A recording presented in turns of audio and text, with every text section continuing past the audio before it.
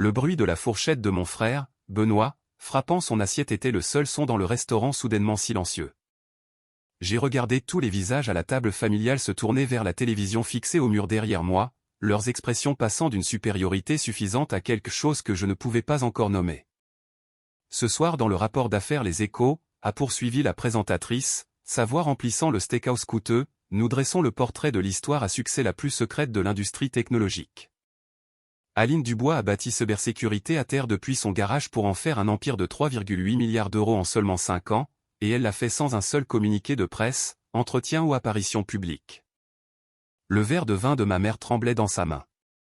Le visage de mon père était devenu pâle. La bouche de ma belle-sœur était béante, son téléphone figé à mi-chemin vers la table. Et Benoît, mon frère, celui qui venait de me dire d'arrêter d'embarrasser la famille avec ma prétendue entreprise, semblait avoir reçu un coup de poing dans l'estomac. L'écran derrière moi affichait le logo de mon entreprise, puis ma photo de profil tirée du site web des Échos que j'avais accepté de fournir à contre-cœur. Je ne me suis pas retourné. Je n'en avais pas besoin. Je pouvais tout voir se refléter dans leurs visages horrifiés. L'entreprise a révolutionné la sécurité de l'infrastructure infonuagique, a expliqué la présentatrice, desservant plus de 2000 clients d'entreprise, y compris des sociétés du Fortune 500. Les analystes du secteur estiment la fortune personnelle de Dubois à 1,6 milliard d'euros. J'ai pris une gorgée de mon eau. J'ai attendu.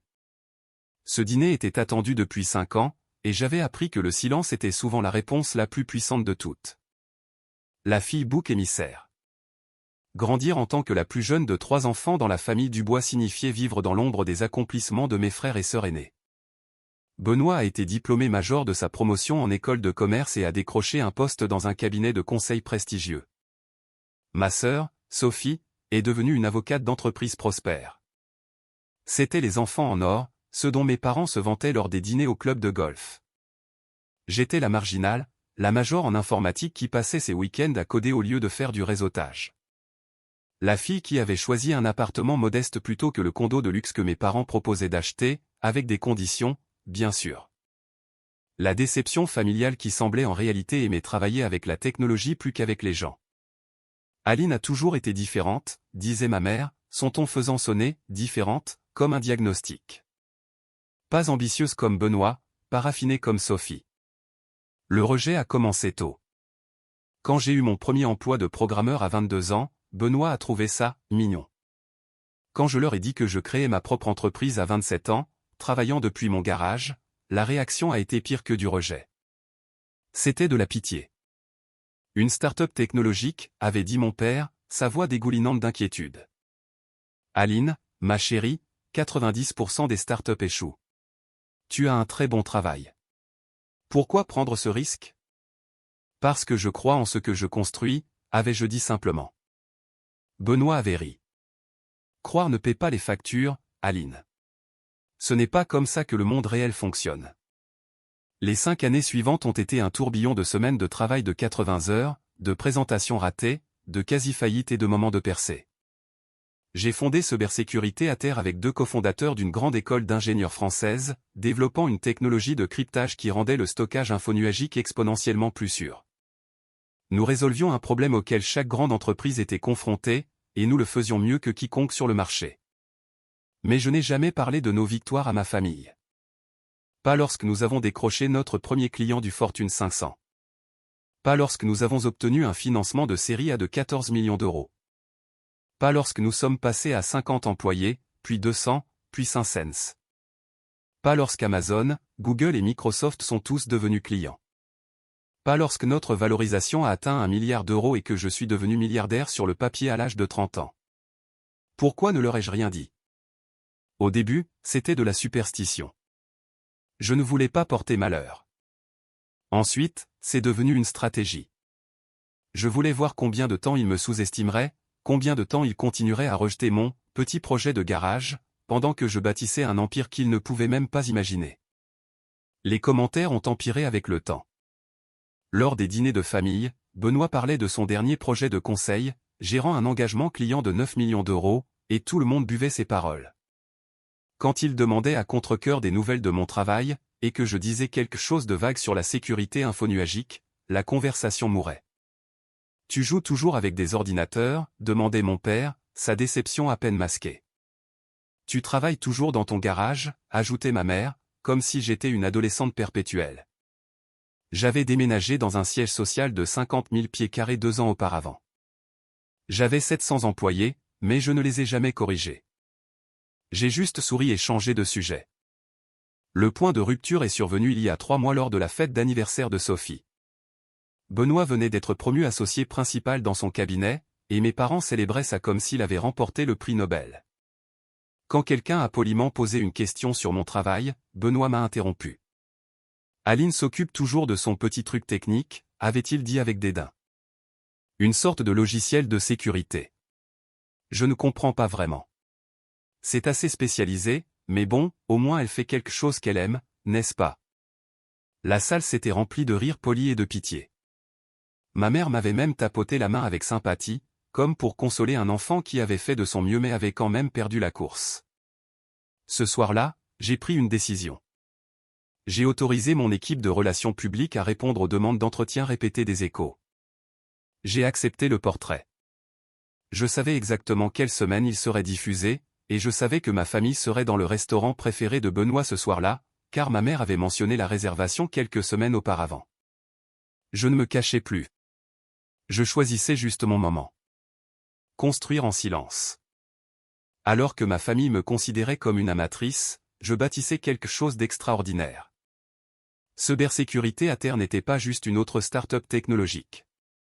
Nous étions en train de révolutionner toute une industrie. La technologie que nous avons développée utilisait un cryptage quantique résistant combiné à la détection de menaces pilotées par l'intelligence artificielle. C'était une infrastructure de sécurité capable de prédire et de prévenir les violations avant qu'elles ne se produisent.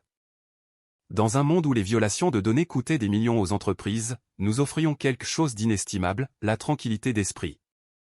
Notre première percée majeure a eu lieu la 2e année lorsque nous avons décroché un contrat avec une société de services financiers du Fortune 100. Ils avaient été victimes de 2 violations en 18 mois, perdant des données clients et des millions en amendes réglementaires.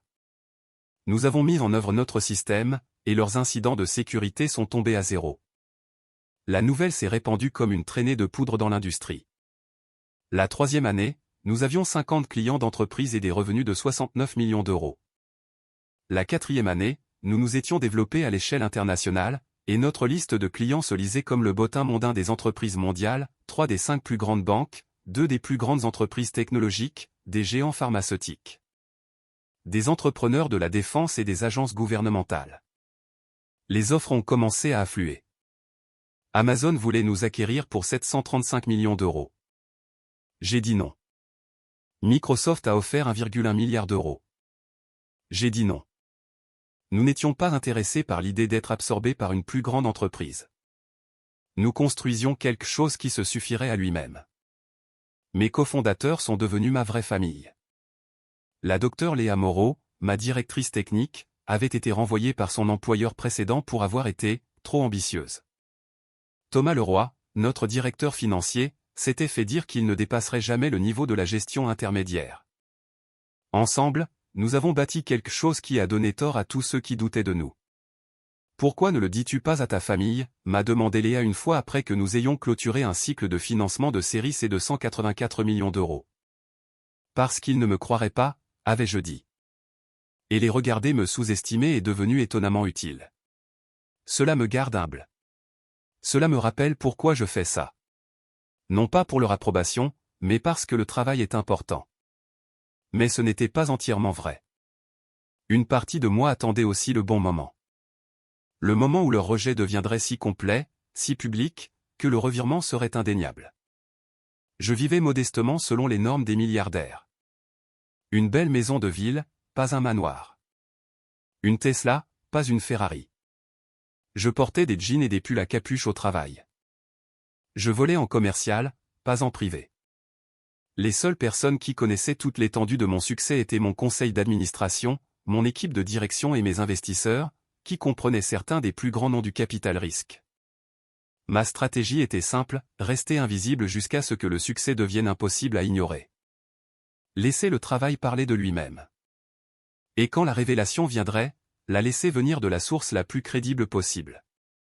Non pas de moi me vantant à un dîner de famille, mais des Échos, du Wall Street Journal, des publications commerciales que ma famille respectait. Ce moment était enfin arrivé. Le dîner. Le dîner avait commencé avec la performance habituelle de Benoît.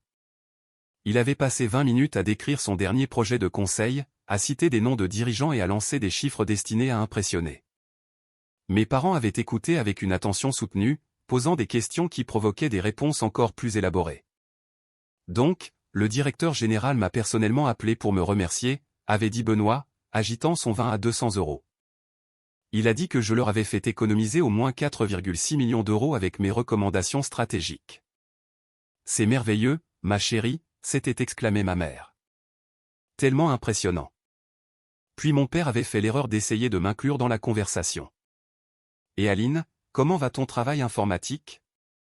Avant que je puisse répondre, Benoît avait sauté sur l'occasion. Oh, Aline s'appelle toujours directrice générale de cybersécurité à terre, avait-il dit avec un petit rire, comme si c'était une blague interne. Elle travaille toujours sur ce truc de sécurité. En fait, ça va bien, avais-je dit calmement. Benoît avait écarté ma remarque d'un geste de la main. J'en suis sûr. Mais Aline, sérieusement, à un moment donné, tu dois arrêter de t'appeler directrice générale de ta prétendue entreprise. C'est embarrassant pour toute la famille.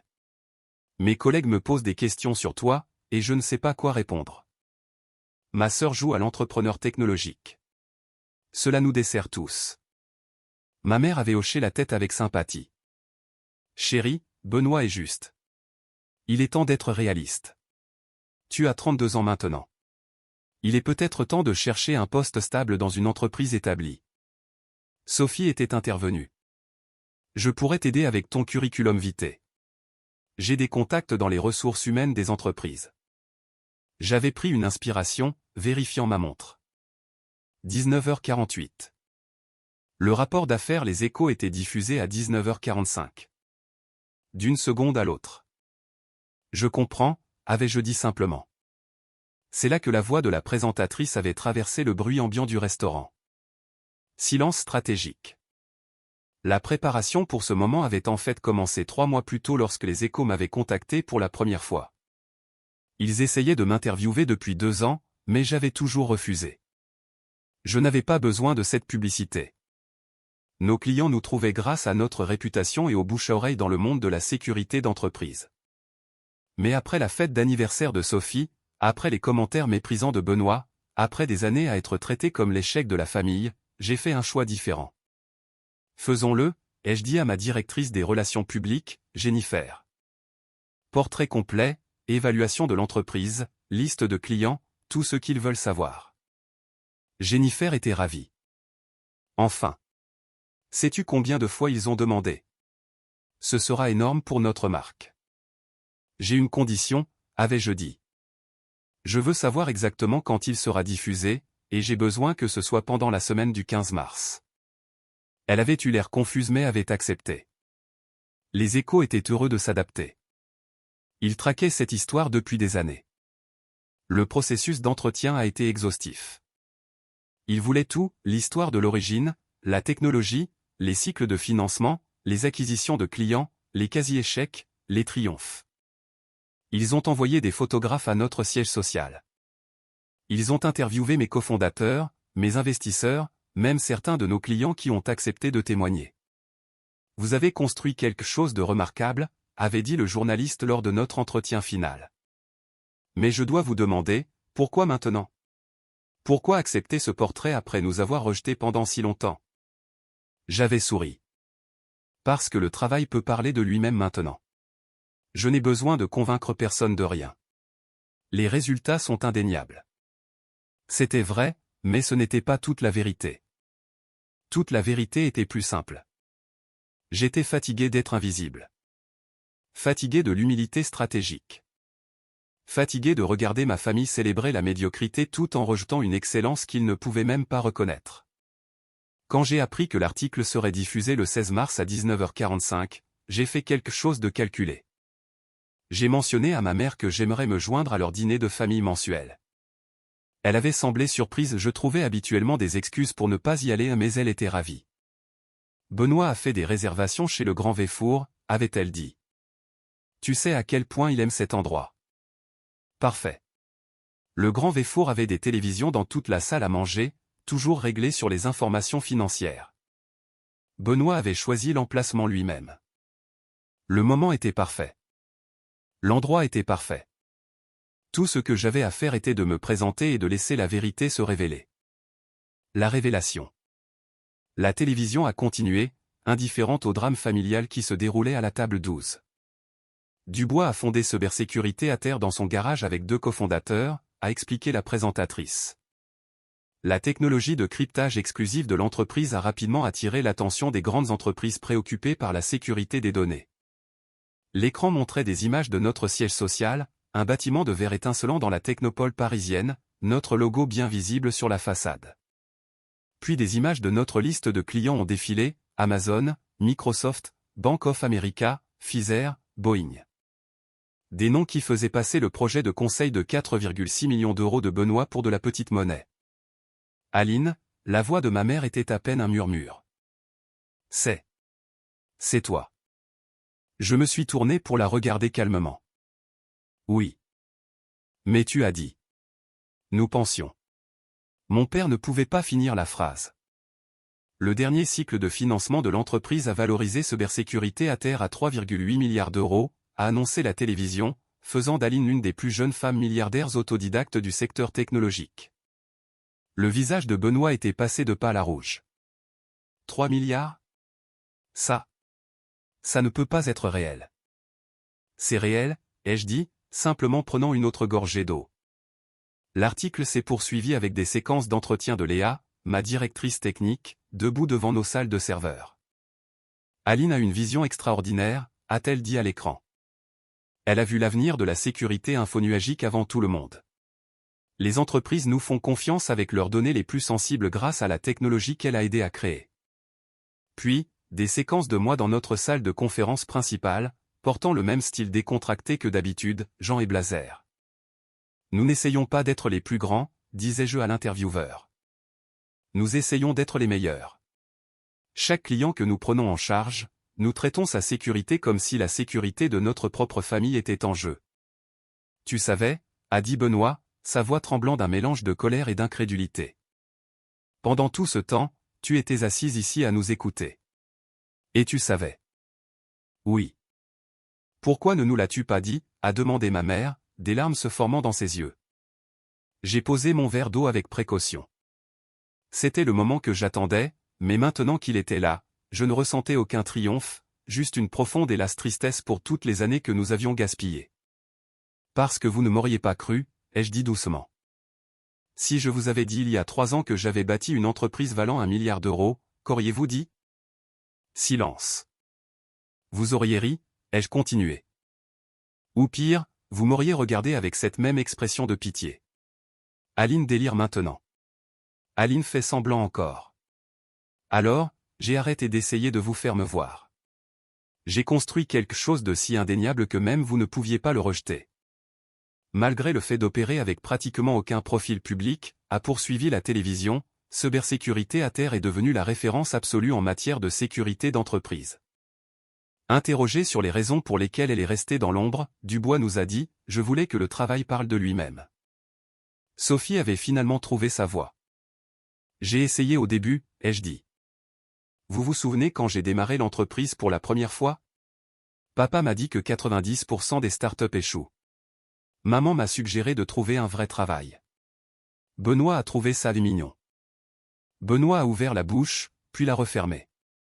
À chaque dîner de famille pendant 5 ans, vous avez posé des questions sur mon travail avec un ton qui disait que vous ne vouliez pas vraiment savoir. Vous avez appelé ça mon petit truc technique, mon projet de garage, ma prétendue entreprise. Ce soir, Benoît, tu m'as littéralement dit que c'était embarrassant pour la famille que je m'appelle directrice générale. Le reportage à la télévision se terminait. Cybersécurité à terre emploie actuellement plus de 700 personnes et dessert plus de 2000 clients d'entreprises dans le monde entier. L'histoire à succès de Dubois est particulièrement remarquable parce qu'elle l'a bâtie sans tambour ni trompette, en se concentrant entièrement sur le produit et ses clients. Elle est la preuve que dans la technologie, la meilleure stratégie marketing est souvent d'être tout simplement indéniablement excellent dans ce que l'on fait. Mon téléphone a vibré. Un message texte de Léa, qui regardait le reportage, « Tu vas bien ?» J'ai répondu rapidement, « Mieux que bien. On se parle demain. » Aline, a dit mon père, sa voix lourde de quelque chose que je n'avais jamais entendu de lui auparavant, le regret. Nous ne savions pas. Comment aurions-nous pu savoir si tu ne nous l'as jamais dit? Vous auriez pu demander, ai-je dit simplement. Vous auriez pu être curieux au lieu d'être méprisant. Vous auriez pu croire en moi comme je croyais en moi-même. Benoît fixait son assiette, sa confiance antérieure complètement dégonflée. Je ne voulais pas dire ça. J'étais juste inquiet pour toi. Étais-tu inquiet pour moi, ai-je demandé doucement. Ou étais-tu inquiet de la façon dont mes choix se reflétaient sur toi? Parce que ce soir, tu as dit que le fait que je m'appelle directrice générale était embarrassant pour toute la famille. Mais la vérité est, Benoît, je suis la directrice générale d'une entreprise qui vaut plus que n'importe quelle entreprise que tu as jamais consultée, et tu ne le savais pas parce que tu n'as jamais pris la peine de vraiment regarder. Le silence à notre table était assourdissant. Autour de nous, d'autres convives avaient remarqué le drame qui se déroulait. Certains jetaient des regards furtifs à notre table, me reconnaissant probablement maintenant grâce au reportage télévisé. « Qu'est-ce qu'on fait maintenant » a demandé ma mère, sa voix petite. Je me suis levé, posant ma serviette sur la table. Maintenant, je vais partir. J'ai une réunion du conseil d'administration tôt demain. Nous discutons d'une expansion potentielle sur le marché européen. Attends, a dit Sophie, tendant la main. J'ai marqué une pause, regardant ma famille. Vraiment les regarder. Ils semblaient plus petits d'une certaine manière, diminués par la révélation. Je ne suis pas en colère, ai-je dit, et c'était vrai. J'en ai juste assez de prétendre être moins que ce que je suis pour vous mettre à l'aise. Si vous voulez faire partie de ma vie à l'avenir, cela devra se faire selon des termes qui respectent qui je suis réellement, et non qui vous pensiez que je devrais être. J'ai sorti mon portefeuille et j'ai placé 3 billets de 100 € sur la table. Le dîner est pour moi. Considérez ça comme un remerciement. Un remerciement? Benoît avait l'air confus. Pourquoi? J'ai souri, un vrai sourire cette fois, pas le masque poli que je portais depuis des années. Pour m'avoir sous-estimé. Ça m'a gardé affamé. Cela m'a rappelé chaque jour pourquoi je construisais ce cybersécurité à terre. Non pas pour votre approbation, mais parce que je croyais en quelque chose que vous ne pouviez pas voir. Cette clarté était inestimable. Alors que je marchais vers la sortie, j'ai entendu ma mère m'appeler, mais je ne me suis pas retourné. Mon téléphone sonnait déjà, probablement des journalistes qui avaient vu l'article des Échos, ou des investisseurs voulant des réunions, ou des clients me contactant pour me féliciter pour le portrait. Je suis sorti dans l'air frais du soir, me sentant plus légère que je ne l'avais été depuis des années. Les conséquences. Le portrait des Échos est devenu viral. En 24 heures, mon LinkedIn avait 50 000 demandes de connexion. Mon courrier électronique était inondé de demandes d'entretien, d'invitations à prendre la parole, et de félicitations de personnes avec qui j'étais allé à l'université et à qui je n'avais pas parlé depuis une décennie. Mais les messages les plus intéressants venaient de ma famille. Benoît a envoyé un message texte en premier, le matin après le dîner, « Aline, je suis tellement désolé. Je n'en avais aucune idée. Pouvons-nous parler ?» Puis Sophie, j'ai réfléchi. Tu avais raison sur tout. Je suis désolé de la façon dont nous t'avons traité. Ma mère a appelé 3 fois avant que je ne réponde. Ma chérie, ton père et moi. Nous voulons arranger les choses. Nous n'avions aucune idée à quel point tu avais réussi. Nous sommes si fiers de toi. Ce mot, fier. C'était celui que j'attendais d'entendre depuis 5 ans. Mais maintenant que je l'entendais, il me semblait creux. Il n'était pas fier de la femme qui avait travaillé 80 heures par semaine dans un garage. Ils étaient impressionnés par la milliardaire dans les Échos. Merci, lui ai-je dit. Mais j'ai besoin de temps. L'attention médiatique était intense mais gérable. Notre équipe de relations publiques s'y était préparée, et j'ai donné exactement 3 entretiens, au Wall Street Journal, à TechCrunch, et à un podcast sur les femmes dans la technologie. Chaque fois, j'ai souligné le même point, le succès n'est pas de prouver que les gens ont tort, c'est de construire quelque chose qui compte. Mais en privé, je savais la vérité. Une partie de moi avait cherché à leur prouver qu'ils avaient tort. Et cette prise de conscience m'a fait comprendre quelque chose d'important, je devais laisser cela derrière moi. La prochaine phase de ma vie ne pouvait pas être définie par le rejet, pas plus qu'elle ne devait l'être par leur approbation tardive. 2 semaines après la diffusion du portrait des Échos, Benoît s'est présenté à mon bureau sans rendez-vous. Mon assistante a appelé, incertaine. Votre frère est là. Il n'a pas de rendez-vous, mais il dit que c'est important. J'ai pensé à le renvoyer, mais la curiosité l'a emporté. Faites-le monter. Lorsqu'il est entré dans mon bureau d'angle avec des fenêtres du sol au plafond donnant sur la technopole parisienne, des prix et des brevets sur les murs, il avait l'air diminué. Pas physiquement, mais dans sa façon de se tenir. C'est incroyable, a-t-il dit, regardant autour de lui. Aline, je ne sais même pas par où commencer. Commence par la raison de ta présence, ai-je dit, sans méchanceté. Il s'est assis en face de mon bureau, passant ses mains dans ses cheveux. J'ai pensé à ce dîner, à tout ce que j'ai dit, à tout ce que je disais depuis 5 ans. Et j'avais tort. Pas seulement à propos de ton entreprise, à propos de toi. J'ai passé tellement de temps à essayer de me sentir réussi par comparaison que j'ai complètement manqué ce que tu étais réellement en train de construire. Je suis désolé, Aline. Vraiment, sincèrement désolé. J'ai étudié le visage de mon frère, cherchant des signes de manque de sincérité. Mais tout ce que j'ai vu, c'était un remords sincère et autre chose, de la reconnaissance.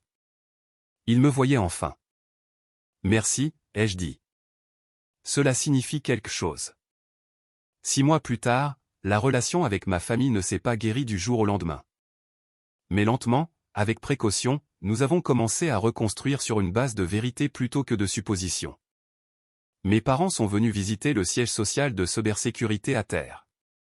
Je leur ai fait faire la visite complète, les salles de serveurs, les laboratoires de recherche et développement, les espaces de travail collaboratifs où 700 employés bâtissaient l'avenir de la sécurité des données.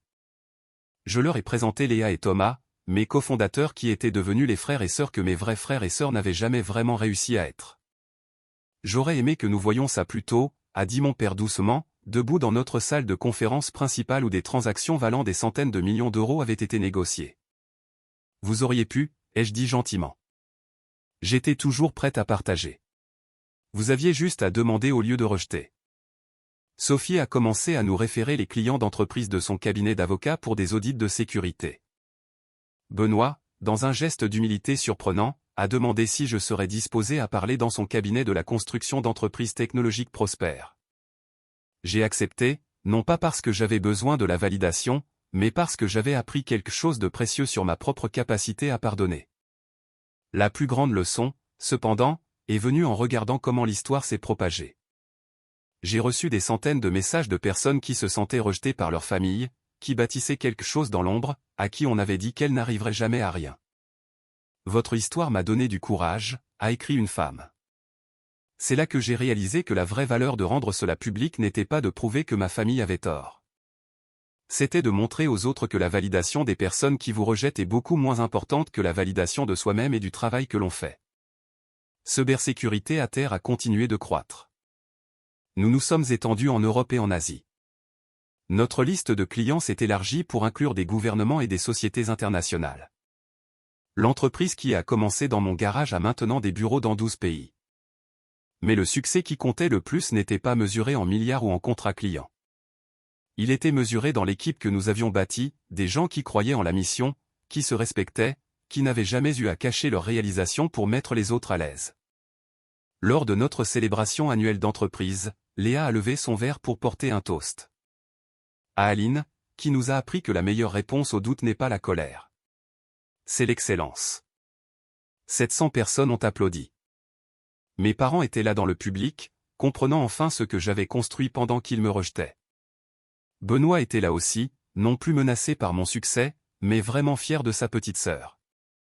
Plus tard cette nuit-là, alors que je me tenais sur le balcon de notre siège social, regardant la technopole parisienne, mon téléphone a vibré. Un message texte de ma mère, « Je suis désolé qu'il nous ait fallu si longtemps pour te voir, mais je suis reconnaissante que nous le fassions enfin. » J'ai répondu, moi aussi. Et je le pensais, car le parcours de fille rejetée à directrice générale respectée m'avait appris quelque chose d'inestimable. Vous n'avez pas besoin que tout le monde croie en vous. Vous avez juste besoin de croire en vous-même suffisamment pour construire quelque chose d'indéniable. La prétendue entreprise n'a jamais été prétendue. Elle attendait juste que les bonnes personnes ouvrent enfin les yeux et voient ce qui avait toujours été là.